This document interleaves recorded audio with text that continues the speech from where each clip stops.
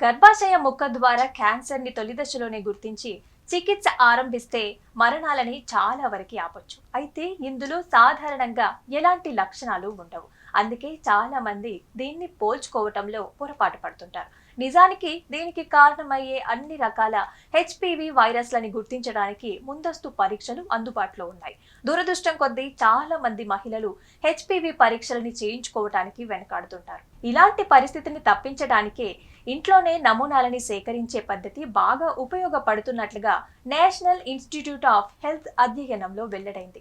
పరీక్ష కోసం కొందరికి ఫోన్ చేసి ఆసుపత్రికి రమ్మని చెప్పగా మరికొందరికి ఫోన్ చేయటంతో పాటు పరీక్ష కిట్లను కూడా పంపించారు. వీటికి సొంతంగా నమూనాలు తీసి వాటిని మెయిల్ ద్వారా పంపించమని సూచించారు. మరికొందరికి కాల్ చేయటం, కిట్లని పంపించటంతో పాటు ఆ కిట్లని వెనక్కి పంపించేలా ప్రోత్సహించారు కూడా.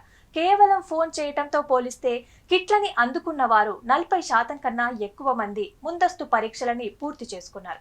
అయితే కిట్లని తిరిగి పంపించేలా ప్రోత్సహించిన వారిలో మరింత ఎక్కువ మంది పరీక్షలకి మొగ్గు చూపారు. ఇంటి వద్ద ఎవరికి వారు నమూనాలు ఇచ్చే పద్ధతిలో మంచి ఫలితం ఉంటున్నట్లు ఇది సూచిస్తుంది. అయితే నివారించడానికి వీలైన గర్భాశయ ముఖద్వార క్యాన్సర్ విషయంలో ఇది నిజంగా ఒక గొప్ప విషయమే.